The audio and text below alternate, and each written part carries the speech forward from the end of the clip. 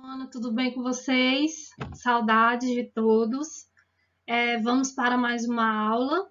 Só que na aula de hoje eu vou fazer uma devolutiva das questões que eu repassei na aula passada para vocês. Então peguem o caderno e aí vocês vão corrigindo conforme eu for falando as respostas aqui para vocês, ok?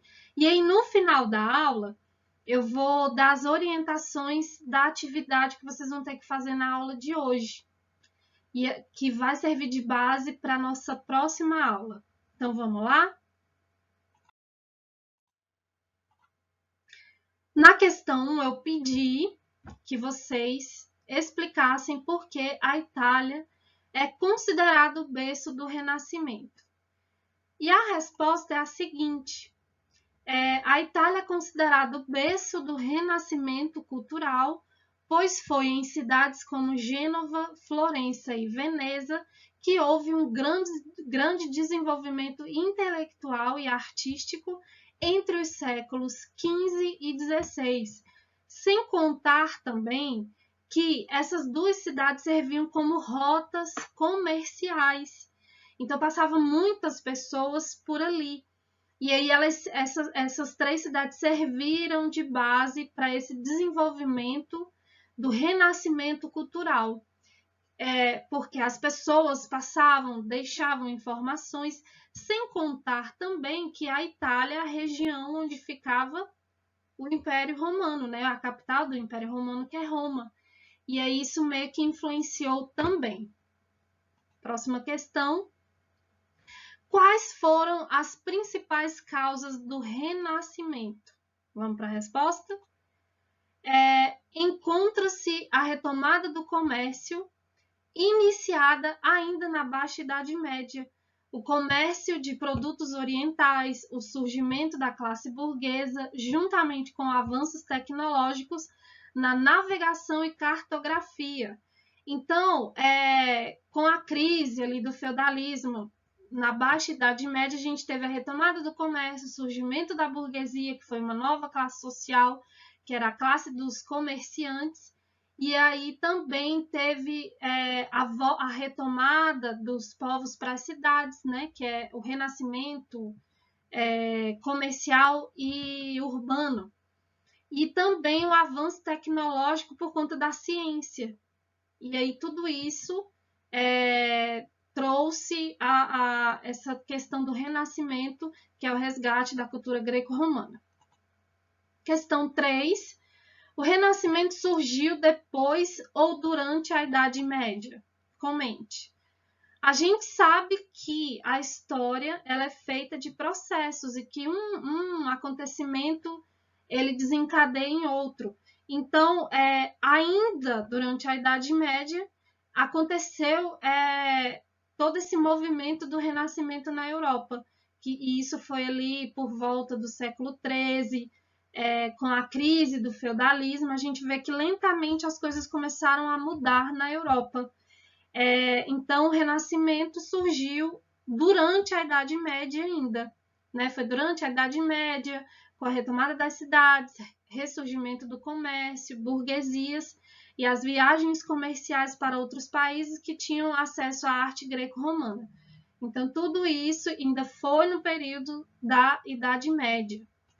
Questão 4. Quais foram as principais características do Renascimento? Uma delas é a valorização da estética artística da antiguidade clássica, ou seja, como é um resgate de toda aquela cultura greco-romana, né, tanto na arte, filosofia, ciência, nada mais que justo eles trazerem também essa valorização estética, e a gente percebe muito naquelas esculturas, né, que representam o homem, né, o homem forte, essa supervalorização do homem. Então eles trazem isso também. Outro ponto, a visão de que o homem é o principal e decisivo elemento na condução da história da humanidade, o antropocentrismo. Então a gente viu que, enquanto na Idade Média, por conta do domínio da Igreja Católica, nós tínhamos o teocentrismo, tudo girava em torno da religião, de Deus, né, que Deus estava no centro de tudo. com o Renascimento e a supervalorização do homem, com o humanismo, a gente tem o antropocentrismo, que é quando o homem passa a ser o centro de todas as coisas. O homem pensa, o homem ele vê, ele pode criar, ele é autor da própria história. Então é isso. Grande importância dada às ciências e à razão. Então a gente viu que com o Renascimento eles resgataram toda a ciência e filosofia desenvolvida ainda no período da Grécia e Roma. E aí houve uma divisão da fé e razão, e aí por conta disso aconteceu o advento da ciência. Né? E aí com a ciência a gente viu que um grande crescimento das ciências, né? Ciências humanas, ciências exatas, física, química, biologia, enfim. E a busca do conhecimento em várias áreas.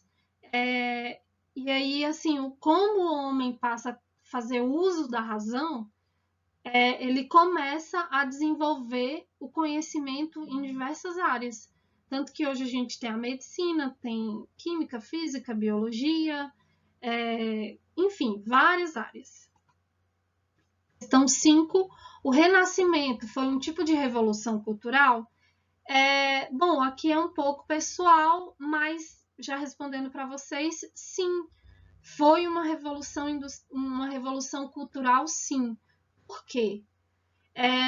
Porque foi um movimento que teve seu início na Itália, ainda no século XIV, se estendeu por toda a Europa até o século XVI.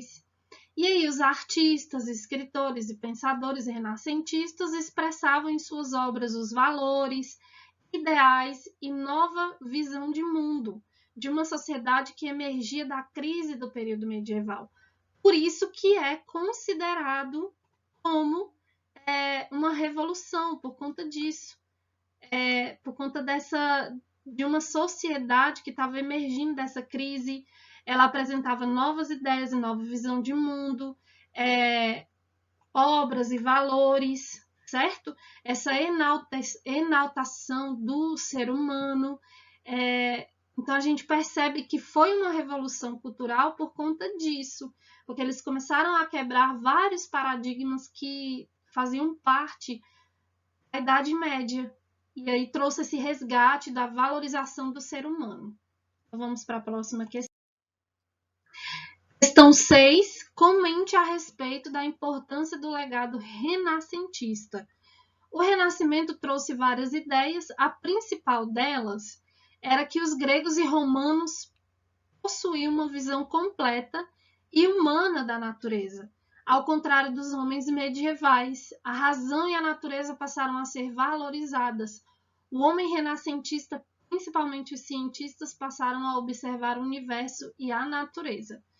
7. Diferencie teocentrismo de antropocentrismo. Eu já tinha falado para vocês, né, o conceito. Então, o teocentrismo era a ideia de que Deus estava no centro de tudo e foi vivido durante a Idade Média. Já o antropocentrismo defende a ideia de que o homem é que está no centro de todas as coisas e tem uma importância para o mundo, ok?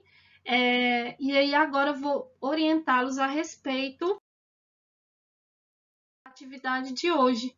Vocês vão elaborar um mapa conceitual no caderno de vocês sobre a arte do Renascimento, e ela vai complementar todos esses conceitos que eu repassei para vocês. Aí tá lá na página 41, nas páginas 41 a 44 do livro, e aí isso vai servir de base para a nossa próxima aula, que aí eu vou trazer para vocês imagens, vou explicar um pouco do Renascimento nas imagens, na arte renascentista desse período, ok? Qualquer dúvida, me procurem lá no fórum, que eu vou tirar as dúvidas de vocês, a gente vai interagir. Bons estudos, galera! Um beijo e até a próxima aula!